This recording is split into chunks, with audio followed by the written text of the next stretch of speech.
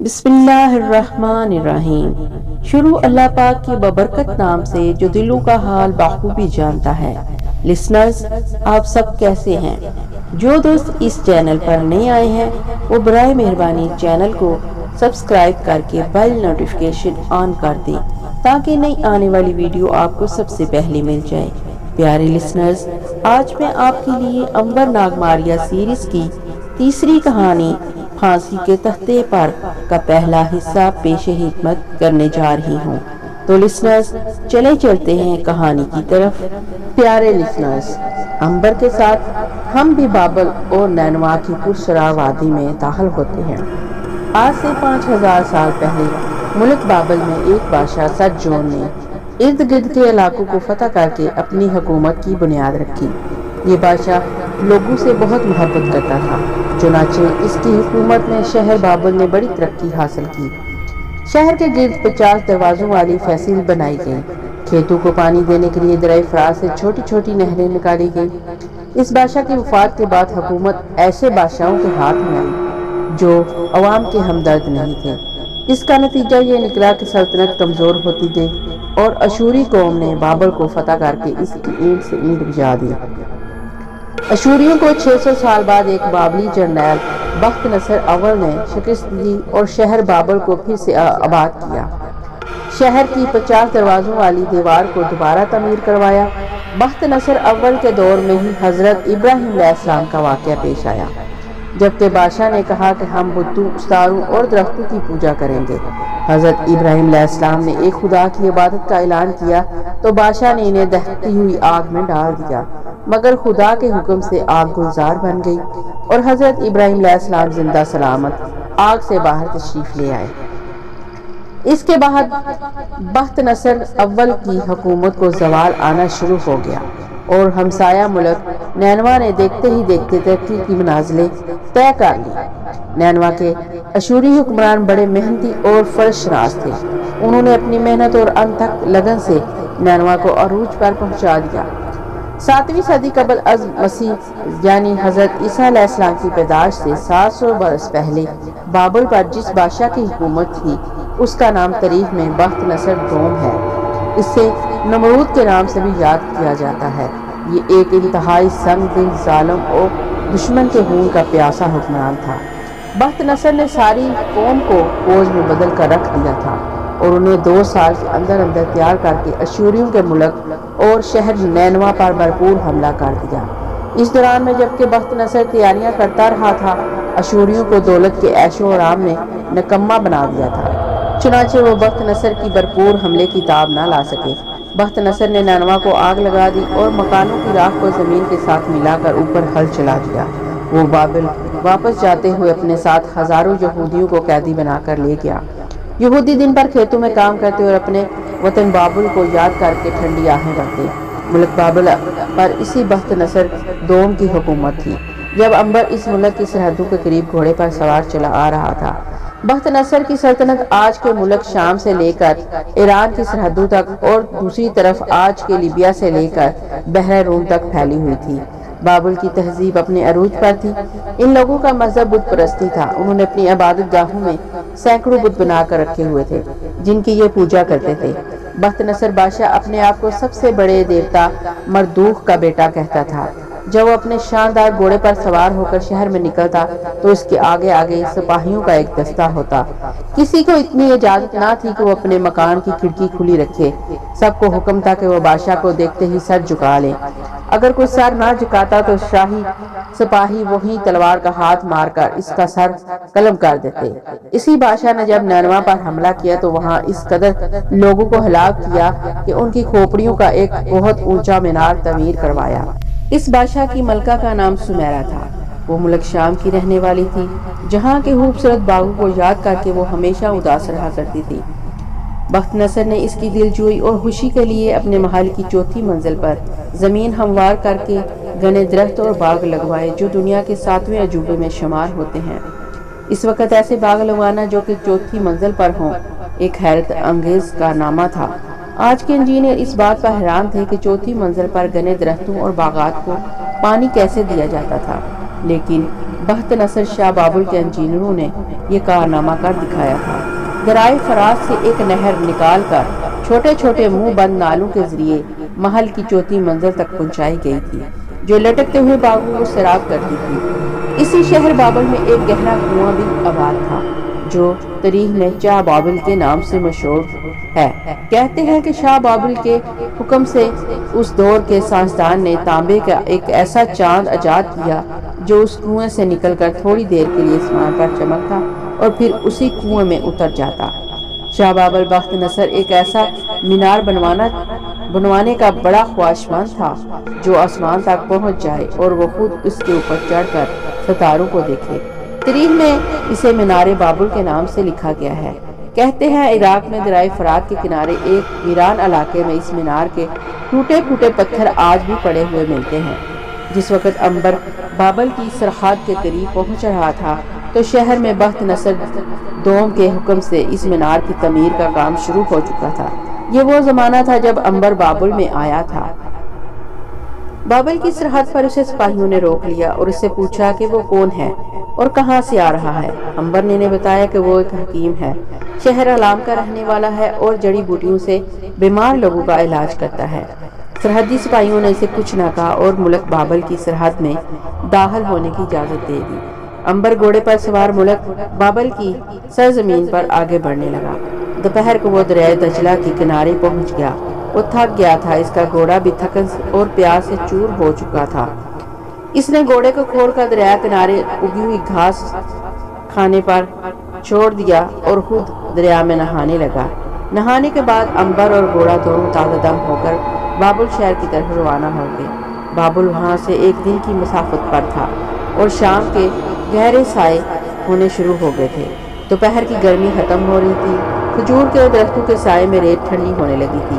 انبر رات کسی ایک جگہ آرام کرنے کے بعد اگلے روز اپنا سفر جاری کرنا چاہتا تھا، مگر یہ سوال یہ تھا کہ وہ کس جگہ رات بسر کرے۔ وہ اس ملک میں اجنبی تھا اور قریب کوئی بستی بھی نظر نہیں آ رہی تھی۔ رات کا اندھیرا پھیلنے لگا تھا اور اس نے دور ایک روشنی دیکھی۔ یہ ایک پرانی سی حویلی تھی جس کے دروازے پر مشعل جل رہی تھی۔ قریب پہنچ کر انبر نے دیکھا کہ حویلی کے باہر ایک سپاہی ڈھال کندھے پر لٹکائے بڑا سا نیزہ ہاتھ میں لیے پہرا دے رہا تھا۔ وہ ٹھٹک گیا اور سوچنے لگا کہ کہیں وہ کسی مصیبت میں گرفتار نہ ہو جائے، اسی لیے اسے وہاں سے چلے جانا چاہیے۔ وہ یہ سوچ ہی رہا تھا کہ اس کا گھوڑا ہنہنایا۔ آواز سن کے پہرے دار نے آواز دی، جو کوئی بھی ہے وہیں کھڑا ہو جائے۔ انبر رک گیا۔ پہرے دار قریب آ گئے۔ اس نے غور سے انبر کو دیکھا۔ کون ہو تم؟ انبر نے اسے بتایا کہ وہ افریقہ سے آیا ہے اور ایک حکیم ہے۔ پہرے دار نے پوچھا، کہاں جا رہے ہو؟ شہر بابل کی طرف۔ یہاں کیوں کھڑے ہو گئے تھے؟ میں صبح سے سفر کر رہا تھا، تھک گیا تھا، رات بسر کرنے کے لیے کچھ جگہ تلاش کر رہا تھا۔ اس جگہ روشنی دیکھی تو آ گیا کہ شاید یہ کوئی سرائے ہے۔ پہرے دار نے زوردار کہکہ لگایا۔ اب اس کے دو اور ساتھی بھی وہاں آ گئے اور انبر کو سر سے پاؤں تک گھورنے لگے اور اس کا مذاق اڑانے لگے۔ تم اسے سرائے کہتے ہو؟ پہرے دار نے ایک اور کہکہ لگایا اور انبر کے پاؤں پر نیزہ چبا کر بولا، چلو اندر، تم بھی اس حویلی میں چلو۔ تینوں سپاہی انبر کو نیزے چبوتے ہوئے حویلی کی ڈیوڑی میں لے آئے۔ انہوں نے اس کی تلاشی لی، اس کے پاس سے سارے پیسے اور گھوڑا چھین لیا۔ انبر نے کہا، کیا تم لوگ پردیسیوں سے یہی سلوک کرتے ہو؟ اس پر ایک سپاہی نے زور سے انبر کے منہ پر مکہ مارا۔ انبر لڑکھڑا گیا اور گر پڑا اور اس کے ہونٹوں سے خون بہنے لگا۔ انبر نے زمین پر سے اٹھ کر کہا، اگر آپ لوگ میرا دعاؤں والا جھولا دے دیں تو میں اپنے پھٹے ہوئے ہونٹ پر مہم لگا سکوں۔ یہ لو اپنا جھولا۔ پہرے دار نے جھولا انبر کی گود میں پھینک دیا اور ساتھ ہی دوسرے سپاہی نے بڑے زور سے ایک اور پھونسا انبر کی گردن پر مارا۔ انبر کا خون کھول اٹھا، مگر اس نے بڑے صبر سے کام لیا۔ وہ نئے شہر میں آتے ہی کسی سے لڑائی جھگڑا نہیں کرنا چاہتا تھا۔ ایک سپاہی نے کہا، تم ہمارا مقابلہ کیوں نہیں کرتے؟ انبر نے کہا، میں کسی سے لڑنا نہیں چاہتا، میں پرامن رہنا چاہتا ہوں۔ سپاہی پاگلوں کی طرح ہنسنے لگے۔ ایک نے نیزہ انبر کی طرف پھینک کر کہا، اسے اٹھاؤ اور میرے ساتھ لڑائی کرو۔ اگر تم نے لڑتے ہوئے مجھے نیزے سے ہلاک نہ کیا تو میں تمہیں ہلاک کر دوں گا۔ انبر کی جان عجیب مصیبت میں پھنس گئی تھی۔ وہ لڑتا نہیں تو مارا جاتا۔ مر تو وہ نہیں سکتا تھا، لیکن وہاں اس کا یہ راز فاش ہو جاتا کہ وہ ہمیشہ زندہ رہنے کے لیے پیدا ہوا ہے۔ انبر اپنا یہ راز کسی کو نہیں بتانا چاہتا تھا۔ مگر احمق سپاہی جو شکل و صورت اور ڈیل ڈول سے پورا بھینسا لگتا تھا امبر کو مجبور کر رہا تھا کہ وہ اس کا مقابلہ کرے۔ اس نے چیخ کر کہا، اٹھاؤ نیزہ، نہیں تو میں اپنے نیزے سے تمہارا جسم چھلنی کر دوں گا۔ اب امبر کے لیے سوائے اس کے اور کوئی چارہ نہیں تھا کہ وہ نیزہ اٹھا کر سپاہی کا مقابلہ کرے۔ اس نے زمین پر گرا ہوا نیزہ اٹھا لیا۔ اس پر سپاہی نے خوشی سے نعرہ لگایا۔ پہرے دار نے بھی نیزہ ہاتھ میں تھام لیا اور ایک دم پینترا بدل کر امبر پر حملہ کر دیا۔ امبر جلدی سے دوسری طرف ہٹ گیا، سپاہی بھی دوسری طرف ہو گیا اور دوبارہ نیزے سے وار کیا۔ امبر نے یہ وار بھی اپنے نیزے پر بچا لیا۔ لڑائی باقاعدہ شروع ہو گئی تھی۔ مشعل کی روشنی میں دونوں ایک دوسرے کے سامنے کھڑے نیزے ہاتھ میں لیے پینترے بدل رہے تھے۔ سپاہی بڑھ کر امبر پر وار کر رہا تھا۔ امبر اس کا ہر وار بچا رہا تھا اور خود حملہ نہیں کر رہا تھا۔ وہ ہاں کسی انسان کو ہلاک نہیں کرنا چاہتا تھا۔ باقی سپاہی شور مچا کر نعرے لگا کر اپنے ساتھی کا حوصلہ بڑھا رہے تھے۔ سپاہی بڑے جوش و خروش کے ساتھ لڑائی کر رہے تھے۔ وہ سچ مچ کی لڑائی کر رہا تھا، جیسے امبر اس کا دشمن ہو اور وہ اسے ہر قیمت پر ہلاک کر دینا چاہتا ہو۔ امبر وار بچاتے بچاتے تھک گیا، لیکن ہٹا کٹا سپاہی اسی طرح تازہ دم تھا۔ یوں لگتا تھا جیسے وہ امبر کے جسم میں نیزہ پرو کر ہی دم لے گا۔ امبر نے فیصلہ کر لیا کہ اس احمق اور جاہل کو تھوڑا سا سبق سکھانا چاہیے۔ اس دفعہ اس نے بھی آگے بڑھ کر حملہ شروع کر دیا۔ سپاہی نے خوش ہو کر نعرہ لگایا۔ امبر نے ایک وار خالی کرتے ہوئے اپنا نیزہ کچھ اس طرح گھمایا کہ اس کی نوک سپاہی کی گردن پر رکھ دی اور ذرا سا دبا کر کہا، میں اگر چاہوں تو تمہیں ہلاک کر سکتا ہوں، مگر میں ایسا نہیں کروں گا۔ میں یوں ہی تمہارے منہ سے اپنے ہاتھ نہیں رکھنا چاہتا، میں تمہیں معاف کرتا ہوں۔ امبر نے نیزہ کھینچ لیا۔ اس پر سپاہی نے چیخ کر کہا، بزدل، ذلیل، تم نے مجھ پر احسان کیوں کیا؟ تم نے مجھے مارا کیوں نہیں؟ میری بہادری کی توہین کی ہے تم نے۔ اب میں تمہیں زندہ نہیں چھوڑوں گا۔ میرے ساتھیوں گواه رہنا، اس کمینے اجنبی نے میری بے عزتی کی ہے۔ میں اب اسے ہلاک کرنے لگا ہوں۔ باقی سپاہی نے چیخ کر کہا، اسے فوراً ہلاک کر دو۔ مردوخ کی قسم، اس بزدل کمینے کو فوراً نست و نبود کر دو۔ اس نے شاہ بابل کی فوج کی توہین کی ہے۔ دوسرے سپاہیوں کو شہ پا کر سپاہی دیوانہ ہو گیا اور پاگل درندے کی طرح بڑھ چڑھ کر دائیں بائیں سے نیزے کے وار کرنے لگا۔ امبر دن بھر کے سفر کا تھکا ہوا تھا۔ وہ گھبرا گیا اور ایک بار جو سپاہی کا وار بچانے لگا تو اس سے غلطی ہو گئی۔ اس کا پاؤں پھسلا اور وہ زمین پر گر پڑا اور سپاہی نے چیخ مار کر پوری طاقت سے نیزہ امبر کے سینے میں گھونپ دیا۔ سپاہی خوشی سے رقص کرنے لگے۔ ان کا خیال تھا امبر تڑپ تڑپ کر مر جائے گا اور اس کے خون سے زمین سرخ ہو جائے گی، مگر وہ یہ دیکھ کر دہشت زدہ ہو گئے کہ امبر نیزے سمیت زمین پر سے اٹھ کھڑا ہوا ہے۔ اس نے زور لگا کر سینے میں کھبا ہوا نیزہ نکال کر پرے پھینک دیا اور کپڑے جھاڑنے لگا۔ سپاہیوں کی حالت دیکھنے سے تلخ رکھتی تھی۔ ان کی آنکھیں پھٹی کی پھٹی رہ گئی اور وہ بت بنے امبر کو کپڑے جھاڑتے دیکھ رہے تھے۔ وہ حیرت زدہ رہ گئے کہ امبر کے جسم سے خون کا ایک قطرہ تک نہیں بہا، حالانکہ اگر سپاہی کا وہ نیزہ کسی ہاتھی کے پیٹ میں لگ جاتا تو وہ تڑپ تڑپ کر جان دے دیتا۔ اس کے برعکس امبر ویسے کا ویسا کھڑا تھا۔ سپاہی نے آگے بڑھ کر امبر کے جسم کو دیکھا، وہاں کوئی زخم نہیں تھا۔ دوسرے سپاہی نے چیخ کر کہا، اسے ہلاک کر دو۔ اب انہوں نے بار بار امبر کو نیزے مارنے شروع کر دیے۔ ہوتا یہ کہ نیزہ امبر کے جسم سے پار ہوتا باہر نکل جاتا، امبر کے جسم میں سوراخ ہوتا اور خون کا ایک قطرہ بہے بغیر سوراخ اپنے آپ بند ہو جاتا۔ سپاہی خوف سے تھر تھر کانپنے لگے۔ نیزے ان کے ہاتھوں سے اپنے آپ زمین پر گر پڑے اور وہ امبر کے آگے سجدہ زیر ہو گئے۔ تم دیوتا ہو، مردوخ کے خاص دیوتا ہو۔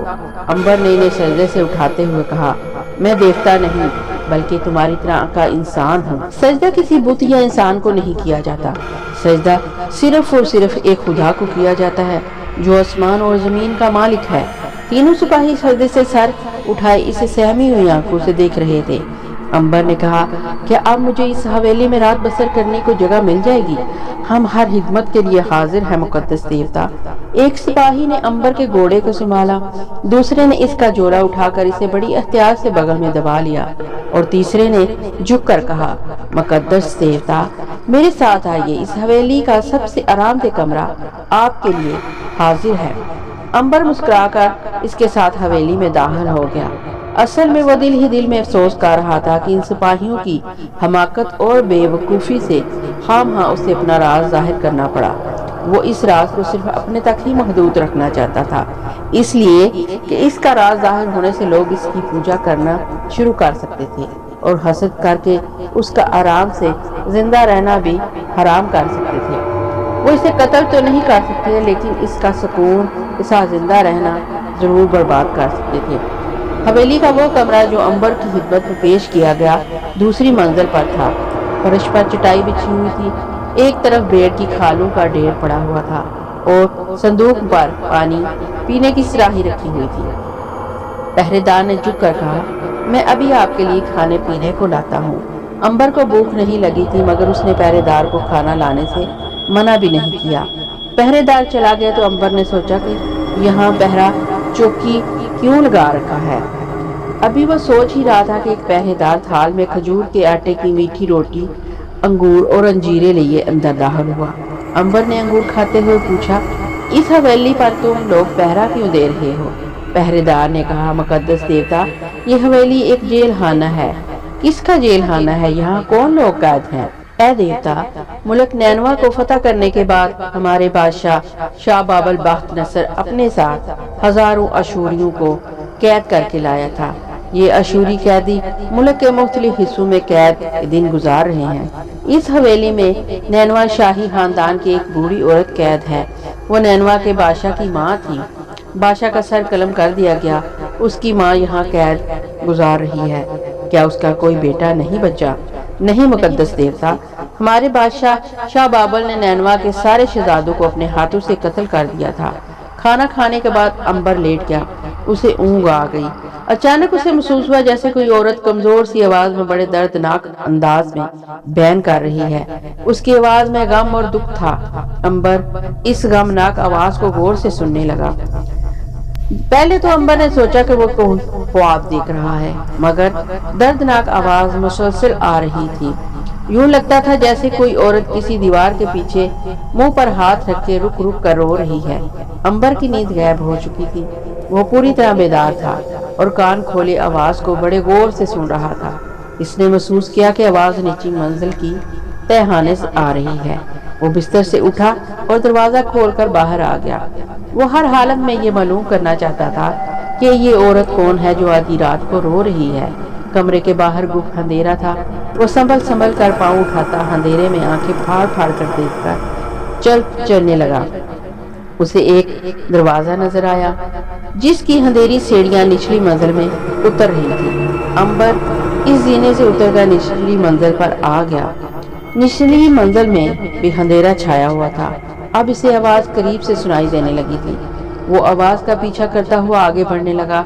एक जगह आवाज इसे नीचे जीने में आती हुई सुनाई दी। वो जीने की सीढ़ियां उतरने लगा। यहाँ गहरी तारीकी छाई हुई थी। अंबर दीवार के साथ साथ हाथ रख के नीचे उतर रहा था। जीना एक तहखाने के फर्श पर जाकर खत्म हो गया। यहाँ सीलन थी और ऐसी बू फैली हुई थी जैसे सैलाब के बाद घरों और खेतों में फैल जाती है। बयान करती हुई औरत की आवाज अब बिल्कुल साफ सुनाई देने लगी थी। वो एक जगह रुक गया। दर्दनाक आवाज दीवार के अकब से बुलंद हो रही थी। अंबर ने हाथ फैलाकर दीवार में दरवाजा तलाश करना शुरू कर दिया। एक जगह इसे दरवाजा मिल गया। इसने दरवाजे के एक पट को थोड़ा सा धक्का दिया तो पट खुल गया। अंदर का जो मंजर इसने देखा वो एक डरावना मंजर था और अंबर की जगह कोई कमजोर दिल नौजवान होता तो जरूर चीख मारकर बेहोश हो गया होता। इसने देखा कि स्याह दीवार की ताक में दिया जल रहा है।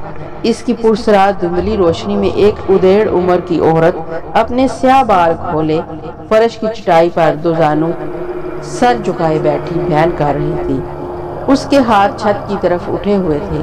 अंबर दरवाजे में खड़ा ये अलमनाक मंजर देखने लगा। उस औरत ने दरवाजा खुलने की आवाज नहीं सुनी थी।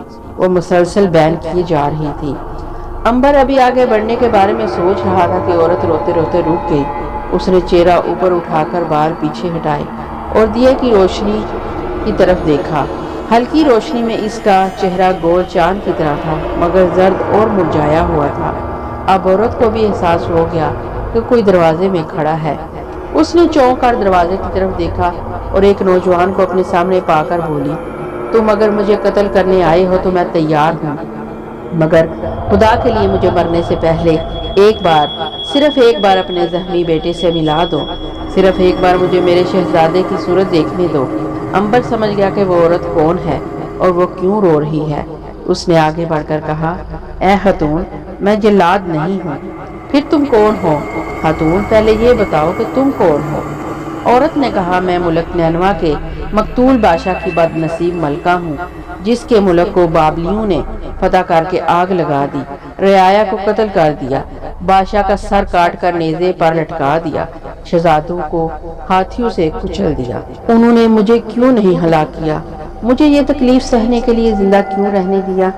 امبر نے خاتون کو تسلی دیتے ہوئے کہا، ملکہ، رب عظیم کو یہی منظور تھا۔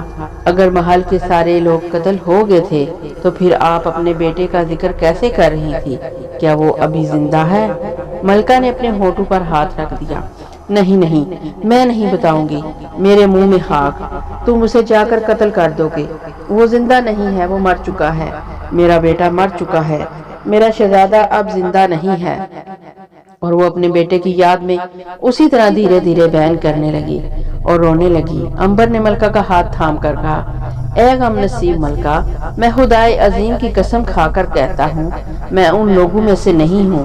میں ایک اجنبی مسافر ہوں اور ملک علام سے چل کر بابل میں اپنی روزی کمانے آیا ہوں۔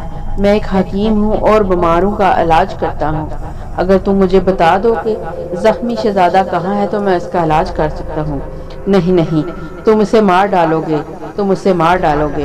ملکہ، مجھ پر یقین کرو، میں جھوٹ کبھی نہیں بولتا۔ مجھ پر ایک ماں کی دکھی فریاد کا بہت اثر ہوا ہے۔ مجھ پر بھروسہ رکھو، میں نہ صرف تمہارے بچے کو صحت مند کر دوں گا، بلکہ اگر تم نے خواہش کی تو میں تمہیں یہاں سے آزاد بھی کروا دوں گا۔ مجھ میں اتنی طاقت ہے۔ آزادی کے نام پر ملکہ نے چونک کر کہا، کیا تم مجھے یہاں سے نکال کر میرے بچے سے ملوا سکتے ہو؟ کیوں نہیں، مگر سب سے پہلے مجھے یہ معلوم کرنا چاہیے کہ تمہارا زخمی شہزادہ کہاں ہے اور میں اس کی کیا مدد کر سکتا ہوں۔ شہزادے سے مل کر ہی تمہارے بارے میں کوئی فیصلہ کر سکتا ہوں کہ یہاں سے نکال کر تمہیں کہاں رکھنا ہوگا۔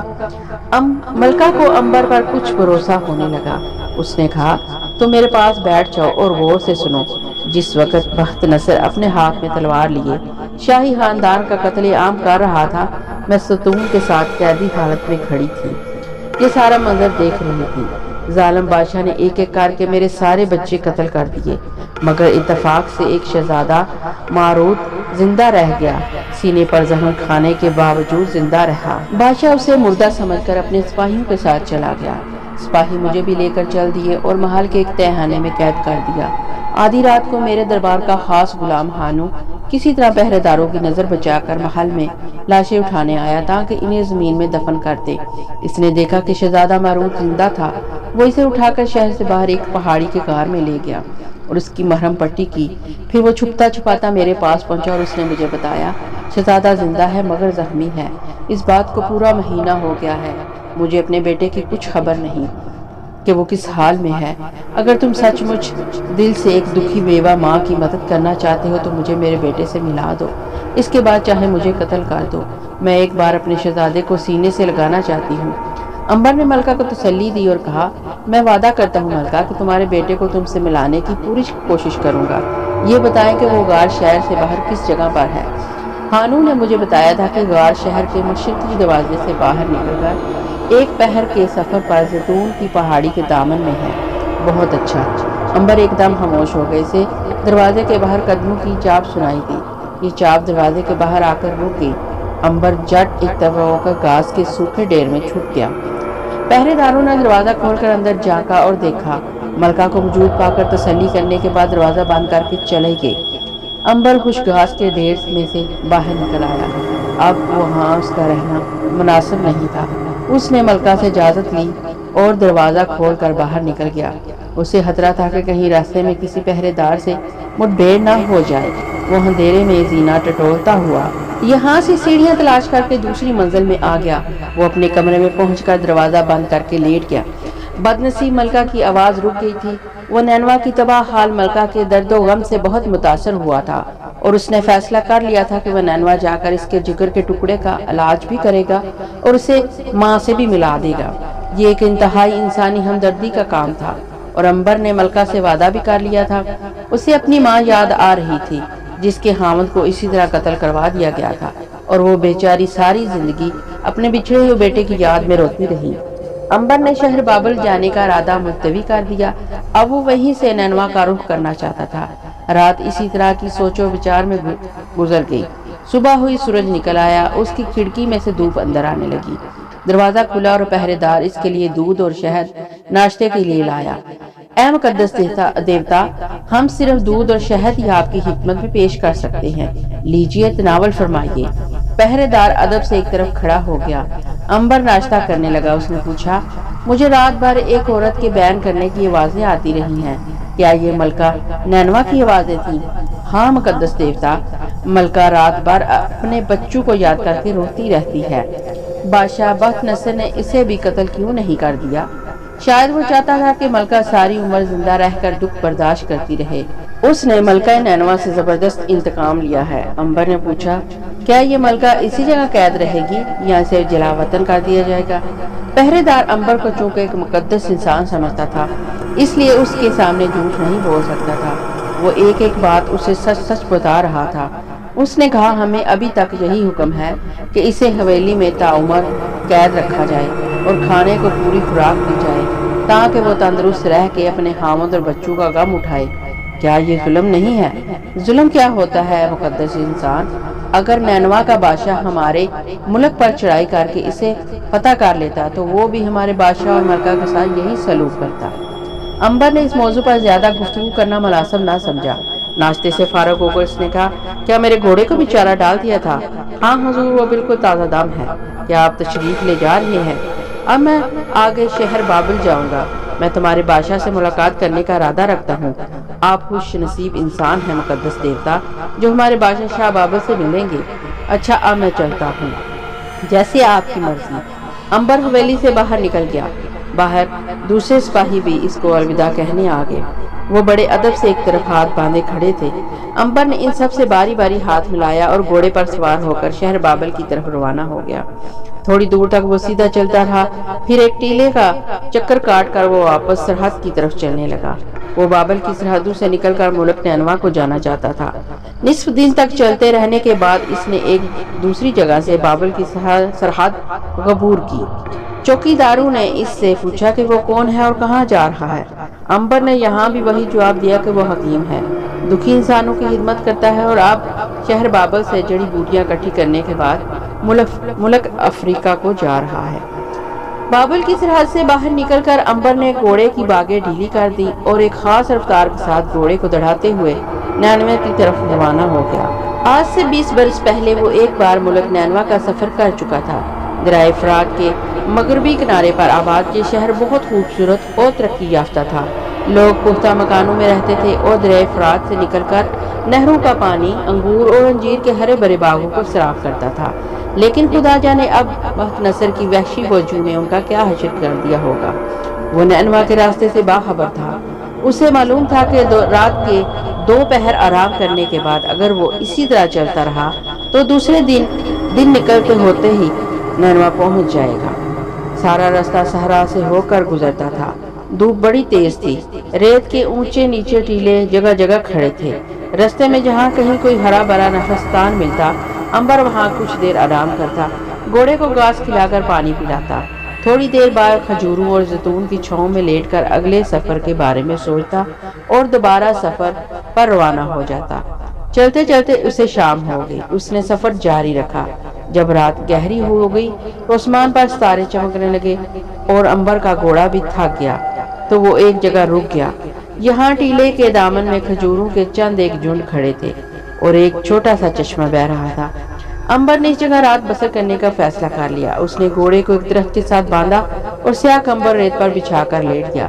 آسمان پر ستارے چاندی کے پھولوں کی طرح چمک رہے تھے اور چاروں طرف گہری خاموشی چھائی ہوئی تھی۔ امبر دن بھر کا تھکا ہوا تھا۔ اسے تھوڑی دیر بعد نیند آ گئی۔ یہ جگہ جہاں امبر آرام کر رہا تھا، اس جگہ اکثر ڈاکو رات کو آ کر اپنے لوٹے ہوئے مال کا حساب کرتے اور آپس میں تقسیم کیا کرتے تھے۔ آخر وہی ہوا، 4 ڈاکو گھوڑوں پر سوار وہاں آ کر رک گئے۔ ان کے پاس ایک قافلے سے لوٹا ہوا سامان بھی تھا۔ انہوں نے امبر کو سوتا ہوا بالکل نہیں دیکھا، وہ دوسری طرف آ کر رکے تھے، مگر ان کی آواز سے امبر کی آنکھ کھل گئی۔ اس نے دیکھا 4 ڈاکو انجیر کی جھاڑیوں کے پاس زمین پر بیٹھے لوٹے ہوئے مال کو آپس میں تقسیم کر رہے تھے۔ پہلے تو اس نے سوچا کہ ان کا مقابلہ کرے، پھر اس نے سوچا 4 آدمیوں سے مقابلہ کرنے کا نتیجہ وہی ناکامی کی صورت میں نکلے گا، اور خواہ یہاں بھی اس کے ہمیشہ زندہ رہنے کا راز فاش ہو جائے گا۔ وہ جھاڑیوں میں چھپے بڑے غور سے ڈاکوؤں کو آپس میں مال تقسیم کرتے دیکھتا رہا۔ وہ آپس میں چوری کا مال بھی بانٹ رہے تھے اور لڑ جھگڑ بھی رہے تھے۔ 2 ڈاکو آپس میں زیادہ تکرار کر رہے تھے۔ اچانک ان میں سے ایک نے تلوار کھینچ لی اور اٹھ کر کھڑا ہو گیا۔ مجھ سے مقابلہ کرو، اگر میں ہار گیا تو میرا مال تم لے جانا۔ دوسرا ڈاکو خاموش اپنی جگہ بیٹھا رہا۔ پہلے ڈاکو نے اسے گالی دی اور کہا تم کمینے ہو، بزدل ہو، لاؤ اپنا مال مجھے دے دو۔ اس بار دوسرا ڈاکو غصے میں آ گیا، اس نے تلوار نیام سے نکال لی اور سامنے کھڑا ہو گیا۔ باقی دونوں ڈاکو مزے سے بیٹھے تماشا دیکھ رہے تھے۔ شاید ان کا خیال تھا کہ اگر یہ دونوں مقابلہ کرتے ہیں اور ہلاک ہو جاتے ہیں تو ان کا مال بھی وہ آپس میں تقسیم کر لیں گے۔ دونوں ڈاکو کا مقابلہ شروع ہو گیا تو امبر یہ دیکھ کر بڑا حیران ہوا کہ دونوں ڈاکو بڑے بلا کے تلوار باز تھے۔ وہ بڑے تجربہ کار سپاہیوں کی طرح لڑ رہے تھے۔ امبر کو افسوس ہوا کہ ایسے ماہر تلوار کے دھنی ڈاکے مار کر اپنا آپ کو برباد کر رہے ہیں۔ اگر وہ کسی ملک کی فوج میں ہوتے تو ترقی کرتے، ڈاکو بن کر زندگی بسر کرنے سے سوائے اس کا اور کیا انجام ہو سکتا ہے کہ اپنے ہی کسی ساتھیوں کے ہاتھوں قتل ہو جائے۔ چاند آسمان پر نکل آیا تھا، جس کی روشنی میں دونوں ڈاکو بڑی بےجگری سے ایک دوسرے پر بڑھ چڑھ کر وار کر رہے تھے۔ معلوم ہوتا تھا کہ وہ دونوں ایک دوسرے کو قتل کر کے ہی دم لیں گے۔ چاند کی روشنی میں امبر کو وہ صاف لڑائی کرتے نظر آ رہے تھے۔ دوسرے ڈاکو بجائے ان میں بیچ بچاؤ کروانے کے انہیں اور زیادہ لڑائی پر اکسا رہے تھے۔ امبر نے محسوس کیا ایک ڈاکو پھنس گیا ہے اور ذرا کمزور ہاتھ سے وار کر رہا تھا، جبکہ دوسرا ڈاکو سے زیادہ طاقتور اور بڑے جوش کے ساتھ تلوار کا وار کر رہا ہے۔ اچانک پہلا ڈاکو پتھر کی ٹھوکر کھا کر ریت پر گر پڑا۔ اس کا گرنا تھا کہ دوسرے ڈاکو نے ایک پل ضائع کیے بغیر تلوار کا بھرپور ہاتھ مار کر اس کا پیٹ چاک کر دیا۔ ڈاکو نے ایک دلسوز چیخ ماری۔ اس کی چیخ سے آدھی رات کو صحرا گونج اٹھا، مگر وہاں سوائے امبر کی اس کی چیخ سننے والا اور کوئی نہ تھا۔ ڈاکو نے تلوار کا ایک اور وار کر کے اس کا سر تن سے جدا کر دیا۔ وہ تھوڑی دیر تڑپتا رہا اور پھر ٹھنڈا ہو گیا۔ ڈاکو نے تلوار نیام میں رکھی اور اس کا مال بھی قبضے میں کر کے گھوڑے پر سوار ہو کر ایک طرف کو چلا گیا۔ باقی 2 ڈاکو بھی اٹھے، گھوڑوں پر سوار ہوئے اور اس کے پیچھے پیچھے چل دیے۔ امبر یہ سارا منظر دیکھ رہا تھا۔ جب ڈاکو کافی دور چلے گئے تو وہ جھاڑیوں میں سے نکلا۔ ڈاکو کی لاش ریت پر مردہ پڑی ہوئی تھی اور آسمان پر چاند چمک رہا تھا۔ امبر ڈاکو کی لاش کو دیکھتا رہا۔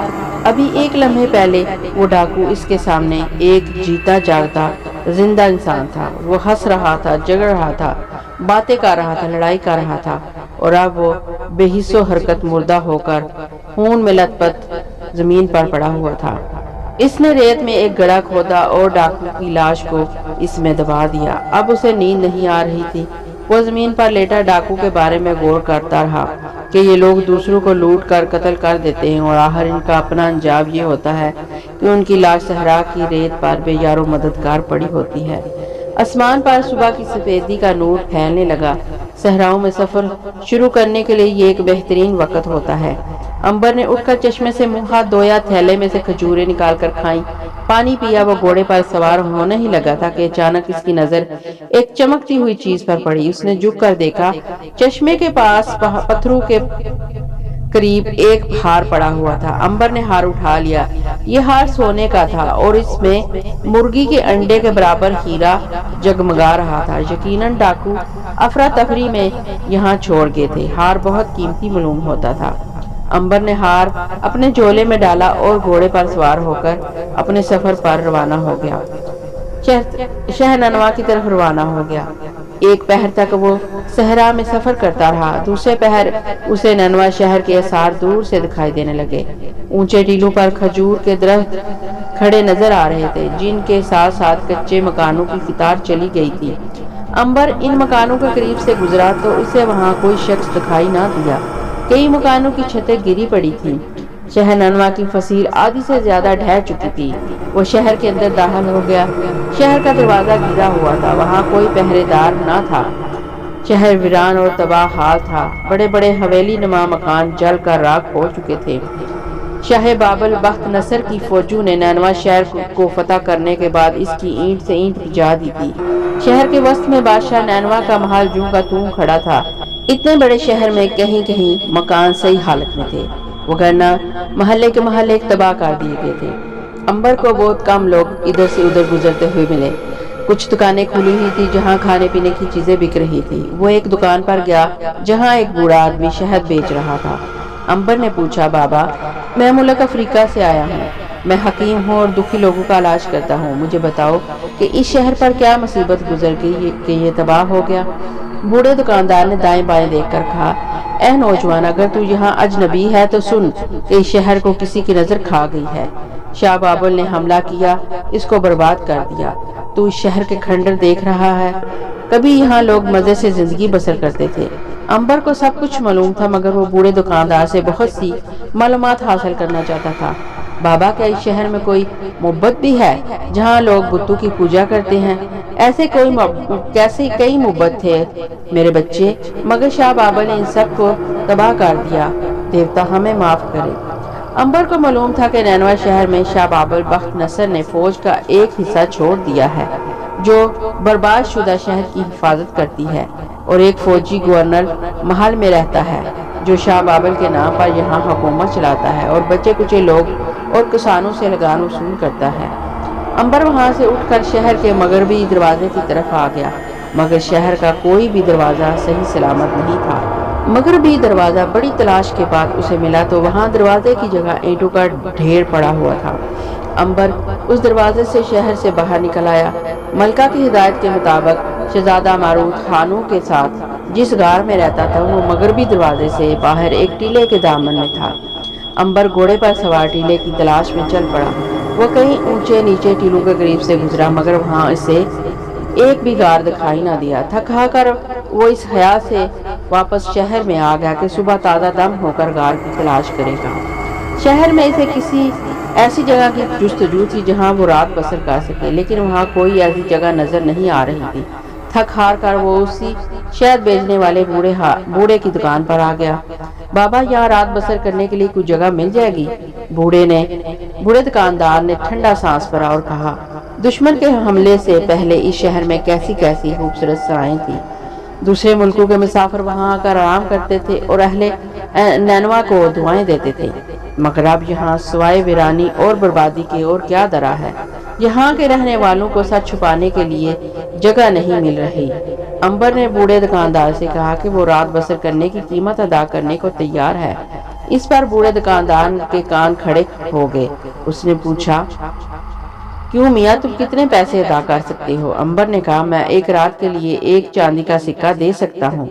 اس پر دکاندار نے خوش ہو کر کہا، پھر تم میرے ہاں کیوں نہیں ٹھہر جاتے؟ آخر وہ بھی تو تمہارا اپنا ہی گھر ہے، اور پھر پردیسیوں کی خدمت کرنا تو ہمارا فرض ہے۔ امبر بڑا خوش ہوا کہ اس کے رات بسر کرنے کا معاملہ حل ہو گیا ہے۔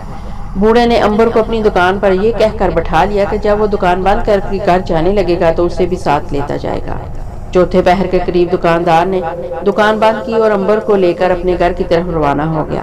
اس کا مکان شہر کے اندر ایک اجاڑ سی جگہ پر تھا جہاں چاروں طرف گرے پڑے مکانوں کا ملبہ پڑا تھا۔ بوڑھے کے اپنے مکان کا اگلا حصہ بھی جل چکا تھا، صرف پچھلے حصے میں ایک کوٹھڑی باقی تھی۔ بوڑھے نے کہا، میاں تم اس کوٹھڑی کی چھت پر آرام کر سکتے ہو، تمہارے گھوڑے کے لیے میں چارہ لاتا ہوں۔ امبر چھت پر بھیڑ کی کھال بچھا کر لیٹ گیا۔ وہ سوچنے لگا کہ غار اور شہزادہ ماروت کے بارے میں کس سے دریافت کرے۔ بوڑھا تھوڑی دیر بعد گھوڑے کو گھاس وغیرہ ڈال کر واپس آ گیا اور امبر کے پاس بیٹھ کر باتیں کرنے لگا۔ وہ بوڑھا بڑا باتونی تھا اور بخت نصر کے حملے کی ایک ایک تفصیل بیان کر رہا تھا۔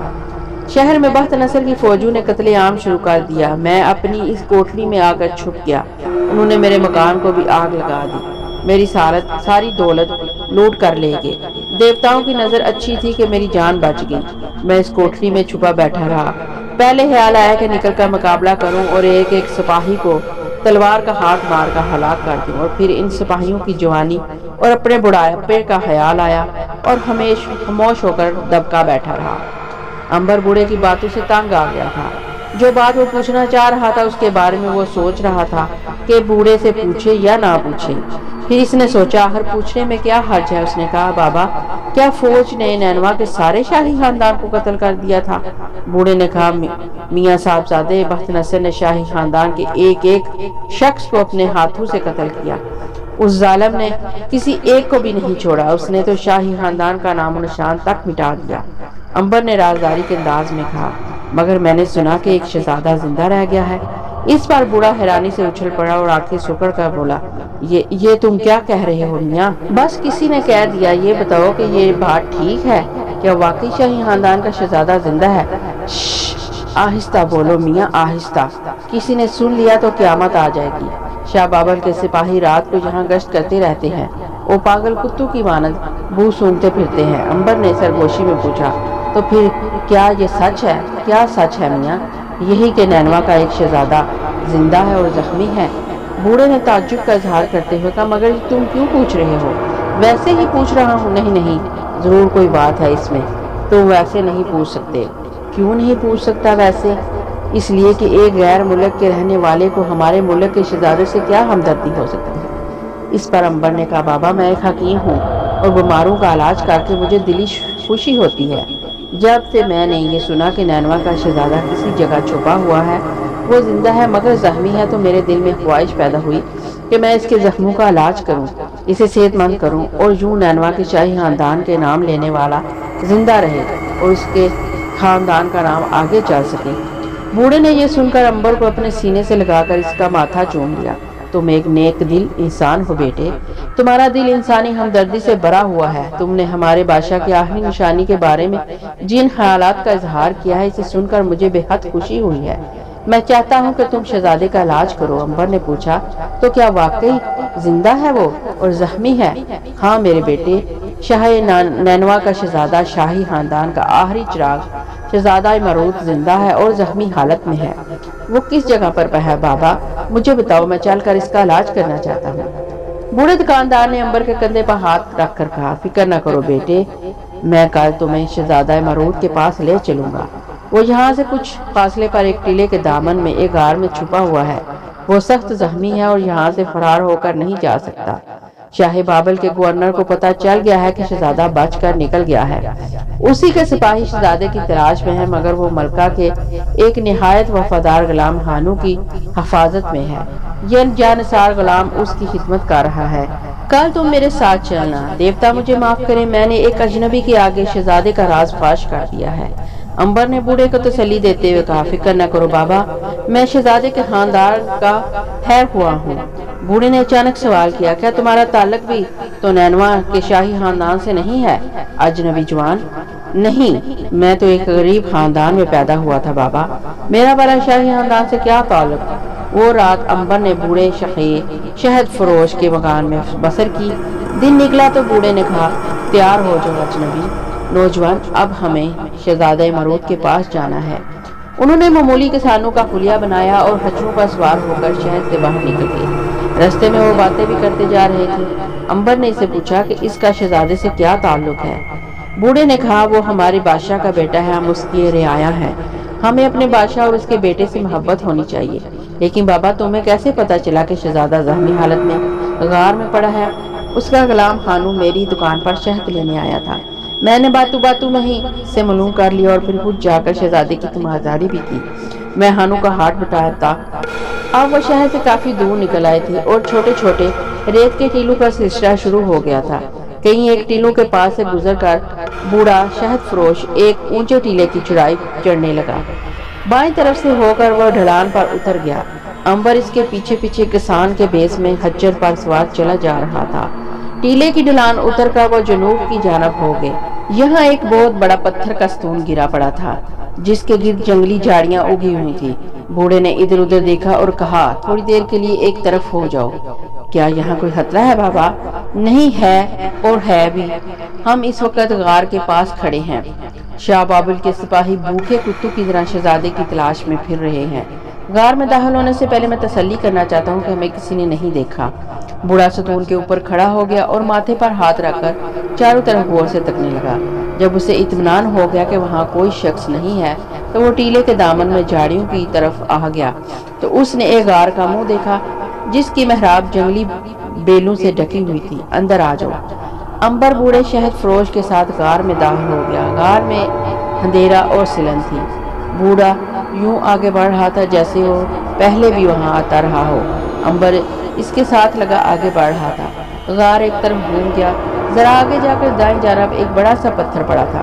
बूढ़े ने जेब से लोहे का टुकड़ा निकालकर इस पत्थर पर 4 मरतबा बचाया। इस आवाज के साथ ही गार में सामने की जानब से हल्की सी रोशनी नमदार हुई। ये रोशनी आगे आती गई और फिर एक स्याह हबशी का चेहरा नमदार हुआ जिसने हाथ में जलती हुई मशल थाम रखी थी।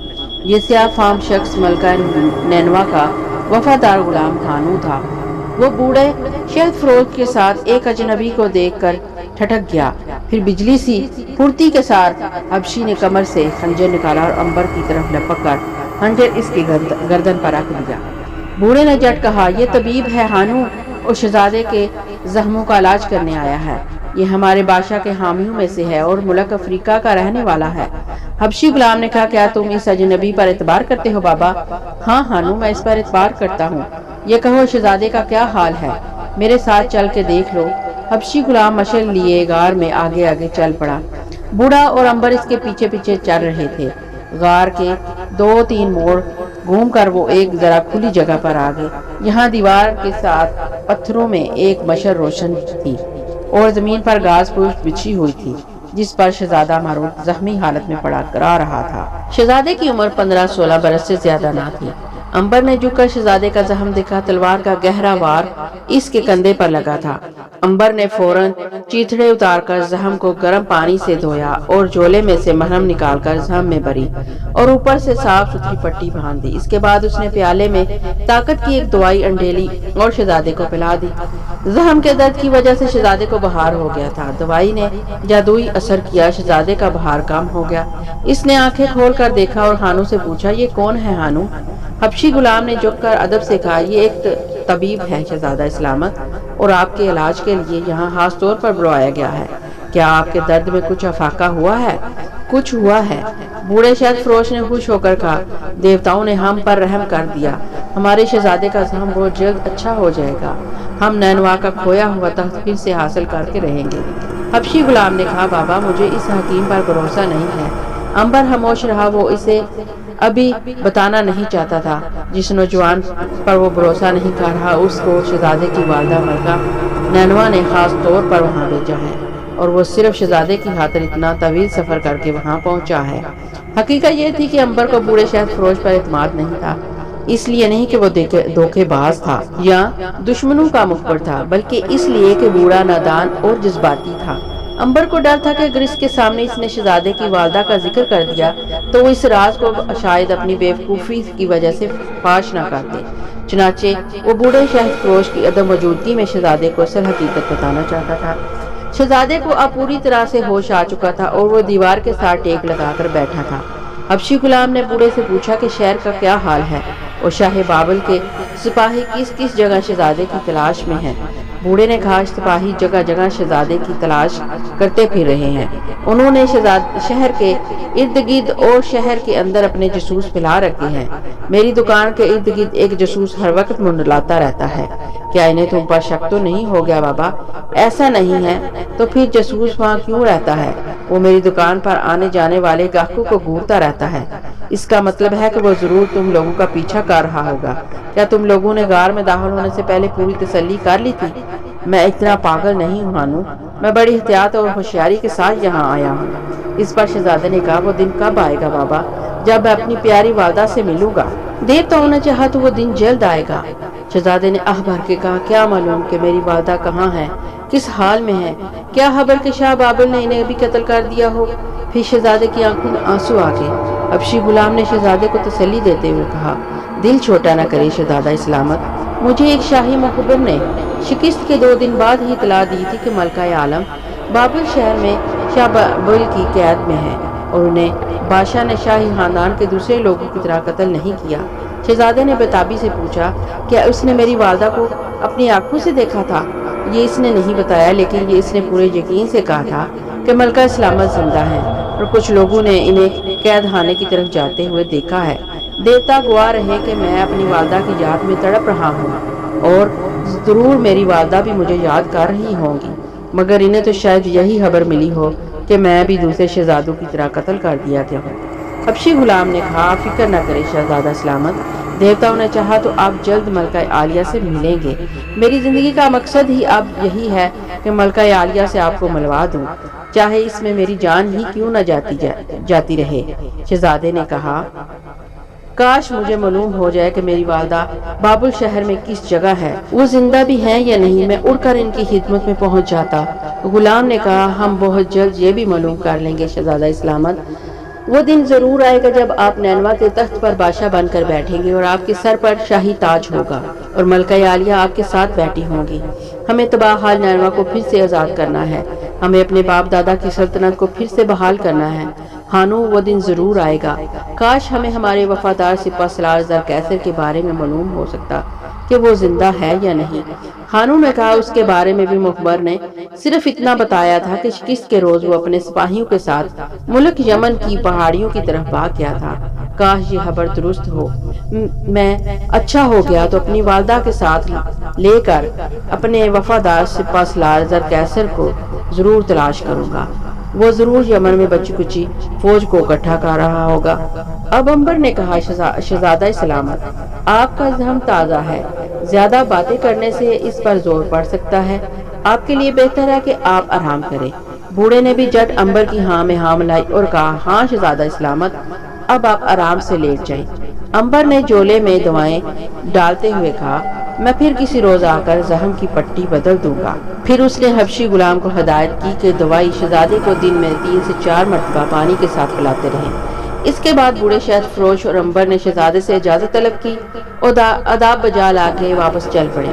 حبشی غلام مشعل لے کر انہیں غار کے منہ تک چھوڑنے آ گیا۔ باہر نکل کر وہ ہچروں پر سوار ہوئے اور واپس شہر کی سمت چل پڑے۔ بوڑھا اپنی دکان پر آ گیا اور امبر نے ہچر پر سوار شہر کی سیر کرنا شروع کر دی۔ شہر کو بخت نصر کی فوج نے تباہ و برباد کر دیا تھا، بہت کم آبادی زندہ تھی۔ شاہ بابل کے سپاہی جگہ جگہ کھڑے پہرے دے رہے تھے اور ہر آنے جانے والے کو گور رہے تھے۔ شاہ بابل نے حکم دے رکھا تھا کہ شہزادے کو پناہ دینے والے کو بھی تلاش کر کے زندہ زمین میں گاڑ کر اس پر بھوکے کتے چھوڑ دیے جائیں۔ امبر بڑے سکون سے شہر کے کھنڈروں اور مکانوں میں گھوم پھر رہا تھا۔ ایک چوک میں سے گزرتے ہوئے اسے پیاس لگی۔ سامنے کنویں پر کچھ عورتیں صراحیوں میں پانی بھر رہی تھیں۔ امبر کو بھوک تو نہ لگی تھی، لیکن کبھی کبھی پیاس اسے ضرور تنگ کرتی تھی۔ وہ ہچر پر سے اتر کر پانی بھرتی عورتوں کی طرف بڑھا۔ اس نے ایک عورت سے کہا، مجھے پانی پلا دو گی بہن؟ عورت نے امبر کی طرف دیکھا اور بولی، لو پی لو۔ اس نے سراہی ہاتھوں میں لے کر امبر کی اوک میں پانی انڈیلنا شروع کر دیا۔ امبر نے جی بھر کر پانی پیا۔ عورت کا شکریہ ادا کرنے کے لیے جیب سے چاندی کے سکے نکالنے لگا تو ساتھ ہی سونے کا قیمتی ہیرے والا ہار بھی اچھل کر زمین پر گر پڑا۔ ہار کو دیکھتے ہی عورت نے شور مچا دیا، چور چور چور۔ قریب کھڑے دو سپاہی عورتوں کا شور سن کر وہاں آ گئے۔ امبر بڑا حیران تھا کہ یہ کیا ماجرا ہے۔ وہ زمین سے ہار اٹھا کر اپنی جیب میں رکھنے ہی لگا تھا کہ عورت نے سپاہیوں سے کہا، یہ شخص ڈاکو ہے، اس کے پاس میری مالکن کا قیمتی سونے کا ہار ہے۔ میری مالکن کا ہار ڈاکو لے گئے تھے، یہ شخص ڈاکو ہے، اس کی جیب میں میری مالکن کا قیمتی ہیرے والا سونے کا ہار ہے۔ امبر پریشان ہو گیا۔ ہار سچ مچ چوری کا تھا، اس کی جیب میں تھا، مگر چوری اس نے نہیں کی تھی۔ سپاہی نے ہار ڈال کر امبر کی جیب میں سے ہار نکال لیا اور کہا، تو یہ ہار تم نے کہاں سے لیا؟ تو پیارے لسنرز، یہاں تک کی کہانی آپ کو کیسی لگی؟ اپنی رائے کا اظہار کمنٹ باکس میں ضرور کریے گا، کیونکہ آپ کی رائے میرے لیے بہت قیمتی ہے، اور پلیز مجھے سپورٹ کریے گا۔ اس کہانی کا اگلا حصہ جلد ہی لے کر آؤں گی، تب تک کے لیے اپنی دعاؤں میں یاد رکھیے گا۔ اجازت دیجیے، اللہ حافظ۔